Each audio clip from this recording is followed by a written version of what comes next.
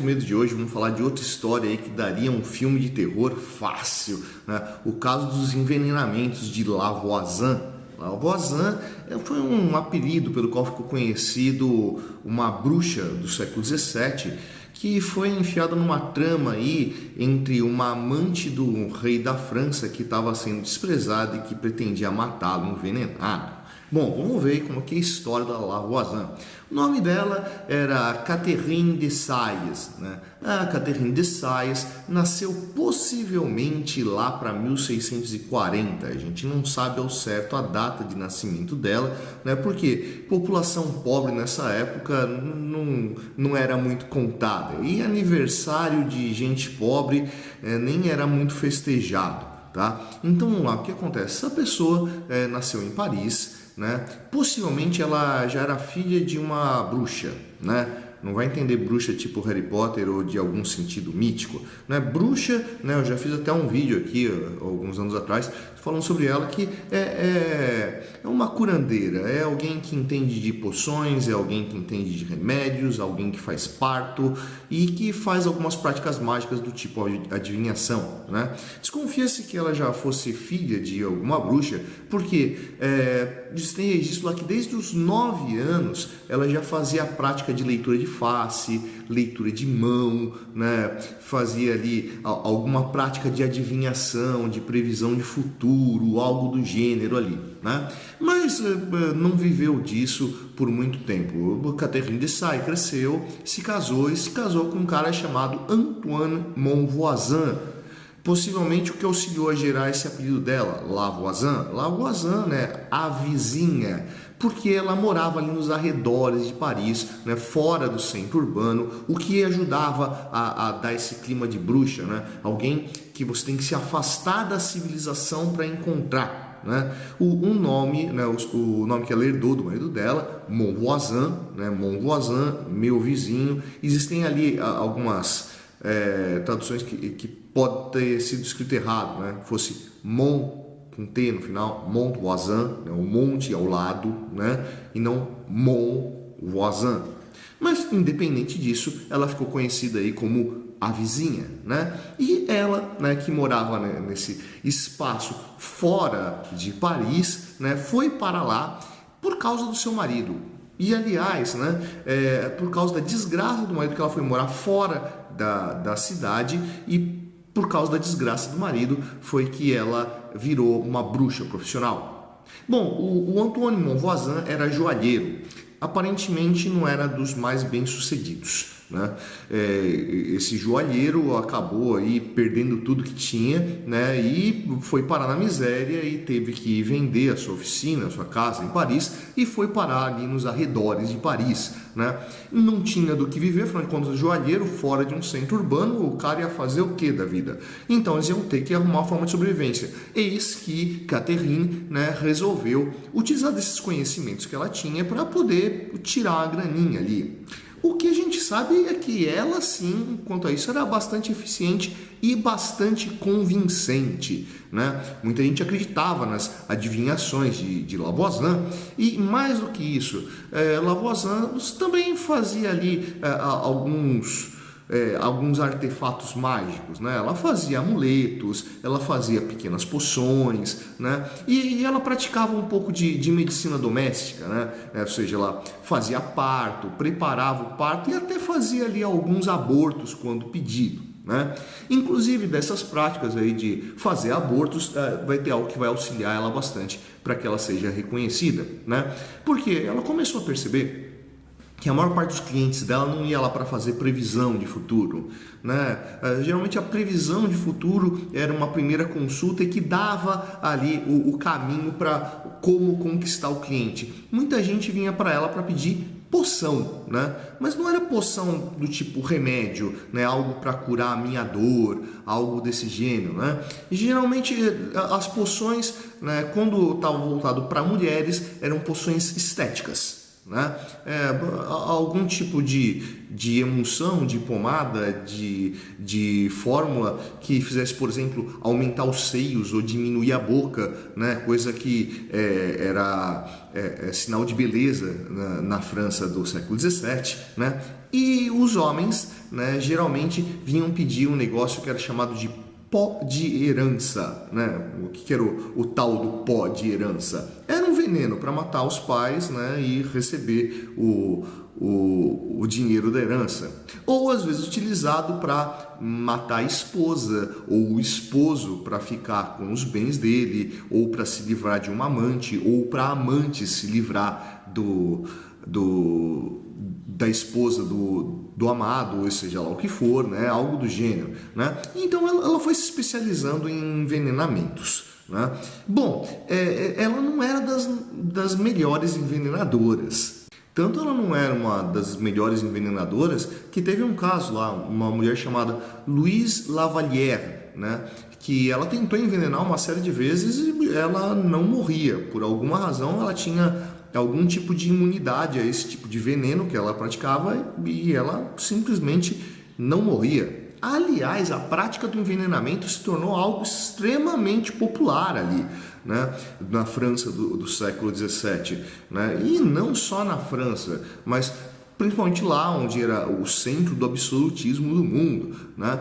Mas em diversos círculos aristocráticos, essa prática do envenenamento vai acabar se tornando comum, tanto que vai ter até um caso de uma bruxa italiana chamada Giulia Tofana, né, que vai ser uma grande referência em envenenamento na sua época, né, porque vai desenvolver ali uma série de técnicas, uma série de poções, uma série de venenos e encantamentos para eliminar pessoas, né, e acabou sendo bastante reconhecida e viveu ali mais ou menos na mesma época de Lavoisier, um pouquinho antes ali, que inclusive os críticos de Lavoisier falam, pô, já existia veneno tão bom, né? Como é que ela não conhece, não consegue fazer? Independente disso, a Catherine Dessay, ela vai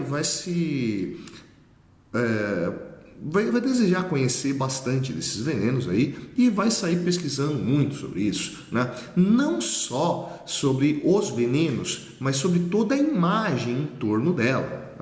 A Catherine, ela chegou a gastar 1.500 francos num manto vermelho que ela utilizava para criar uma aura, né, de bruxa, de encantadora dentro da sua casa ali nos arredores de Paris, né? Coisa que estava muito acima dos recursos que uma pessoa nas suas condições teria para gastar num manto, né? Mas isso aí ajudava a criar toda essa imagem mítica, né? Não só isso, né? Vai se encontrar ali na casa dela, onde ela recebia as pessoas, uma série de produtos que ela utilizava para fazer lá os encantamentos, os embruxamentos dela, né? Que devem ter custado um bom dinheiro, mas que só a imagem deles na prateleira já era algo que chamava bastante atenção, né? Óleos de animais, ossos, né? Um negócio chamado de pó de múmia, né? Que possivelmente era resto de cadáver triturado, formando pó de osso e coisas do gênero, né? E então ela conseguia fazer uma imagem bastante assustadora dessa bruxa com o caldeirão e a língua de sapo e coisas do gênero sendo jogado dentro dela. Uma coisa que a gente não pode negar de Catherine Dessay é que ela era uma autopropagandista fantástica, né? Então, ela dessa mulher pobre que foi parar nos arredores de Paris, né, começou a ganhar uns clientes bem interessantes aí, né? Gente da aristocracia atrás dela e muita gente da aristocracia, né? Como lembrando aí que no século XVII, né, esse misticismo, esse encantamento por feitiçaria se tornou muito popular nesses grandes ciclos e muita gente procurava essas bruxas para fazer consultas esotéricas e coisas do gênero, né? E a Catherine, ela era bastante esperta, né? Então, um dos outros produtos que ela vendia bastante eram poções do amor, né? Vão fazer a pessoa se apaixonar por você. E ela tinha uma desculpa muito boa para caso a poção do amor dela não desse certo, porque ela estava submetida à vontade maior, que era a vontade de Deus, ou seja, eu te vendo um encantamento para que você possa fazer alguém se apaixonar por você, né?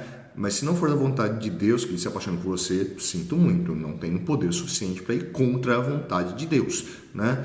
Mas está aqui o produto, vá lá e experimente, né? Dentro da arte da sedução, muitas vezes isso dava certo, e dava certo atribuir a quê? A poção de Lavoisier. Bem, a Catherine Dessailly, quando ela começa ali a entrar em contato nesses grandes círculos, ela vai inclusive promover algumas chamadas missas negras, né? O popular sabá, né? Que já era comum aí desde da Baixa Idade Média, né? Como uma forma de espetáculo para atrair muita gente para ver aquele espetáculo fantástico, né? E que obviamente viria a se tornar cliente dela. Ela foi tão convincente que inclusive ela pegou alguns sacerdotes, né, da igreja mesmo que se interessavam por esse tipo de misticismo e que vão auxiliar ela na composição dessas missas negras, né? Duas pessoas que eram do clero e que vão participar dessas missas negras com Lavoisier vão ser ali Etienne Guibourg, né, que era um sacerdote, era um padre, e um outro que era abade, né, o abade Mariot, né? Então, até membros do clero vão participar dessas feitiçarias, dessas bruxarias de Lavoisier, né? E entre a clientela dela que foi crescendo, vai começar a aparecer algum pessoal bastante interessante aí, né? Deixa eu dar uma lida rapidão aqui em alguns dos aristocratas que vão se tornar clientes assíduos de Lavoisier.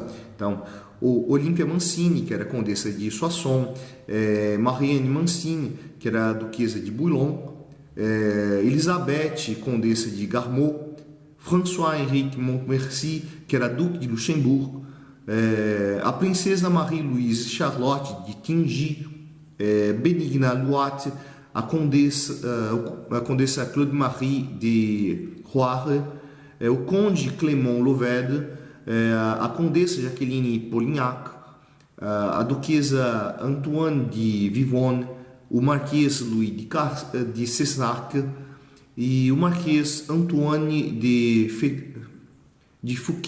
Fouquier, né? Então, vai aparecer uma lista grande de clientes e todos eles aristocratas, né? O que vai permitir com que ela vá conseguir ali uma das suas maiores clientes.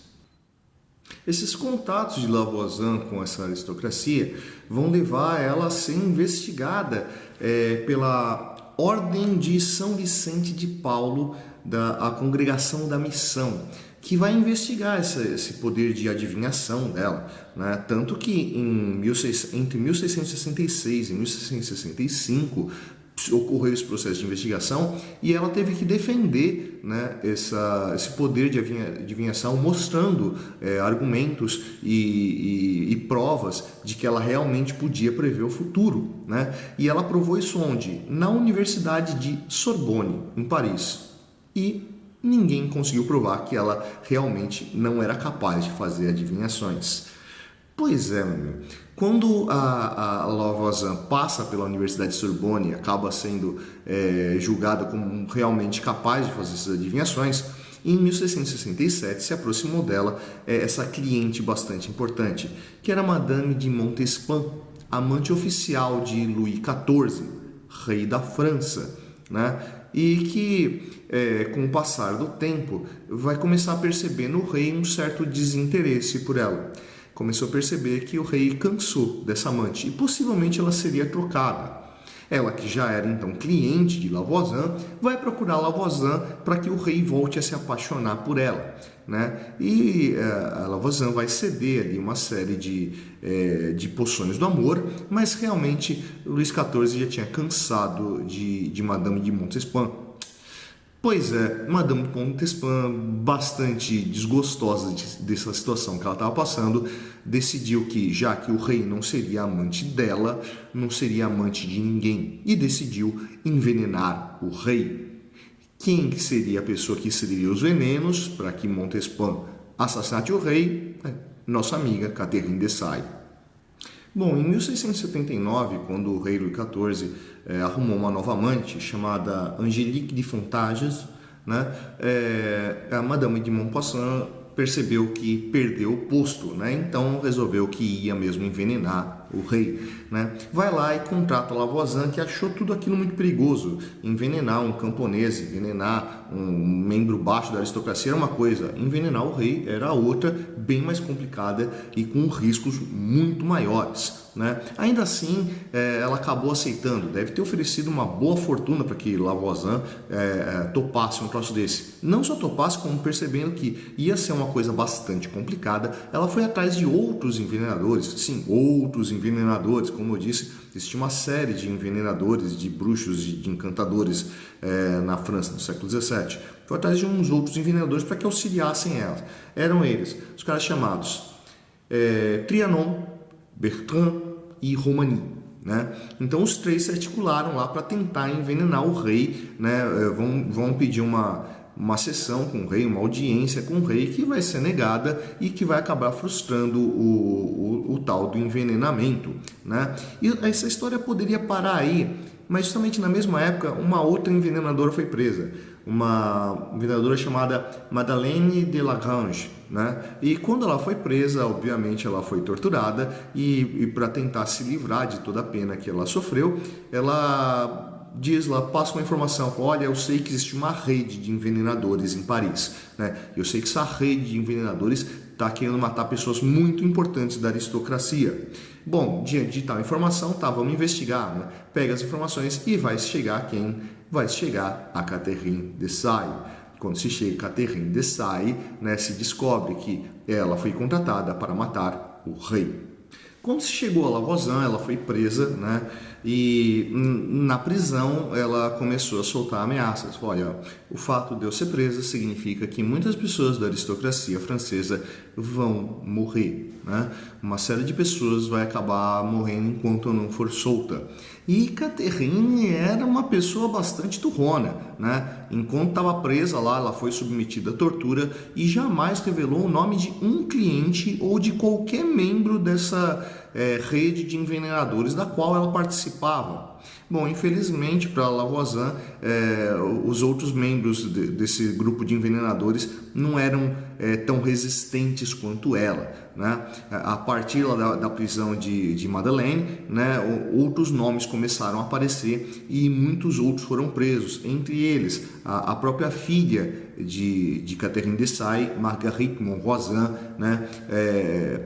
Os três que a gente tinha falado lá, que tinha participado do plano de envenenamento, o Guibourg, o Bertrand e o Roman, mais um cara chamado Lesage e uma série de outros membros dessa rede de envenenadores, né? Todos eles foram torturados e acabaram confessando o plano de assassinar o rei, menos Lavoisin, que permaneceu lá bastante resistente. Nossa amiga Lavoisin foi condenada em 22 de fevereiro de 1680 à fogueira, né? Foi queimada em praça pública por feitiçaria. O resto da rede dela não era tão resistente quanto ela, como eu já disse, né? Ela morreu sem dar um nome, sem indicar ninguém, nenhum cliente, nenhum membro da rede, nada. Mas a filha dela, Marguerite, né, em junho do mesmo ano, acabou confessando a relação de Madame de Montespan com a tentativa de assassinato do rei da França, né? Mas Lavoisin, Catherine de Sailly, continuou ali nessa memória da bruxa resistente que mantém os seus clientes sob proteção.